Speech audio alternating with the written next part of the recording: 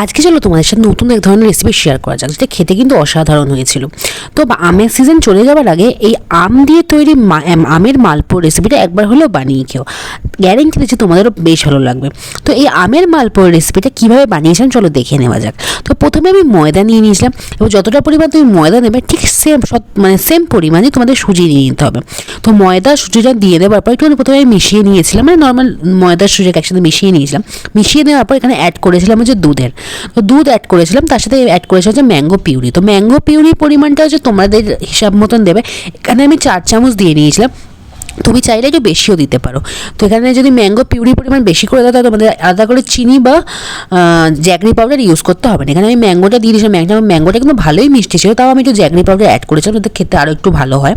তো তোমরা জ্যাগরি পাউডারের ফলে চিনিও ইউজ করতে পারো, অথবা বেশি করে ম্যাঙ্গো পিউরিও কিন্তু ইউজ করতে পারো। প্রত্যেকটাই কিন্তু সেমই ব্যাপার হবে। তারপর এই ব্যাটারটাকে কিন্তু আমি 5 ঘন্টার জন্য রেখে দিয়েছিলাম। মালপো করার সময় যেমন ব্যাটারটাকে রেখে দিই, তেমনি এটাকেও কিন্তু আমি 5 ঘন্টার জন্য রেখে দিয়েছিলাম। তো 5 ঘন্টার জন্য ব্যাটারটা রেখে দেওয়ার পর তেলের মধ্যে দেখো অল্প অল্প করে মালপোগুলো দিয়ে ভালো করে উল্টে পাল্টে কিন্তু খুব সুন্দর করে ভেজে নিয়েছিলাম।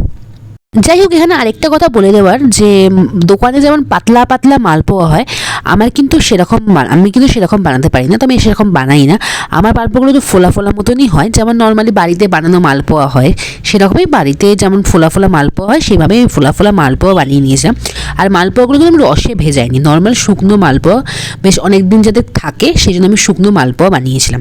তো তোমরা চাইলে এইভাবে মালপোয়াগুলোকে ভেজে তারপর তোমরা রসে মানে চিনির রস তৈরি করে মালপোয়াগুলোকে ভিজিয়ে রাখতে পারো।